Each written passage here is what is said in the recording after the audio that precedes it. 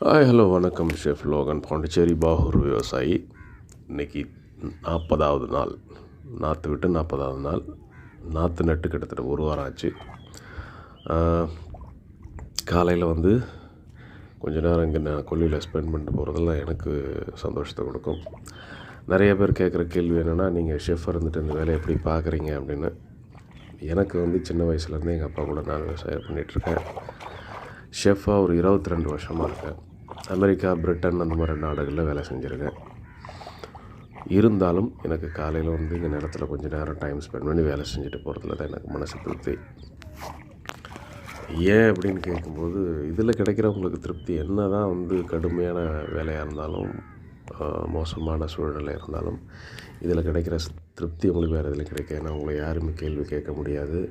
அதே சமயங்களில் அந்த இயற்கையோடு ஒன்றி வேலை செய்யும்போது ஒரு மன திருப்தி கிடைக்கும். இல்லை விஷயம் என்னென்னா, பக்கத்து நிலத்தில் இருக்கிறவங்களாம் மருந்து அடிக்க ஆரம்பிச்சிட்டாங்க, களை எடுக்க ஆரம்பிச்சிட்டாங்க. நம்ம கிட்டத்தட்ட ஒரு 10 நாள் பின்தங்கி இருக்கிறவங்கள விட இது அறுவடை அப்போ கொஞ்சம் பிரச்சனை கொடுக்கும். அவங்க அறுத்துருவாங்க, நம்மளுக்கு தனியாக நம்ம நின்றுடுவோம், மிஷின் வராது, இந்த மாதிரி பிரச்சனைகள்லாம் வரும். பட் இருந்தாலும் சமாளிச்சுக்கலாம்.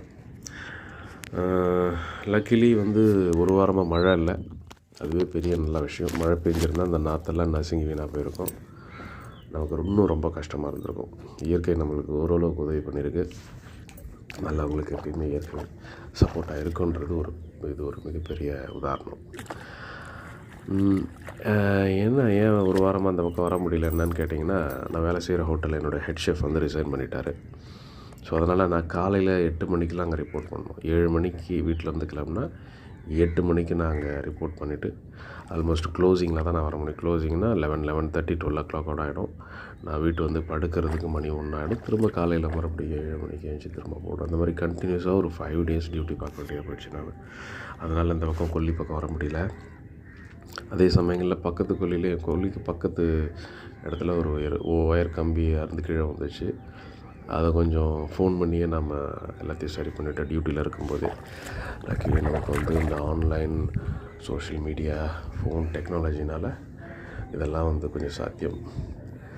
மக்களை தயவுசெய்து நான் கேட்குற கேள்வி என்னென்னா, விவசாயம் இந்த மாதிரி சார்ந்த தொழில்கள் பார்க்கக்கூடிய, ஷெஃப் தொழிலை சேர்ந்து பார்க்கக்கூடிய எத்தனை பேர் உங்களுக்கு தெரியும்னு சொல்லுங்கள்.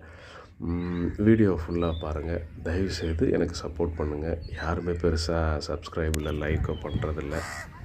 கஷ்டமாக இருக்குது. பட் இருந்தாலும் ஓகே, வீடியோ பிடிச்சா பாருங்கள், லைக் பண்ணுங்கள், ஷேர் பண்ணுங்கள். தேங்க்யூ.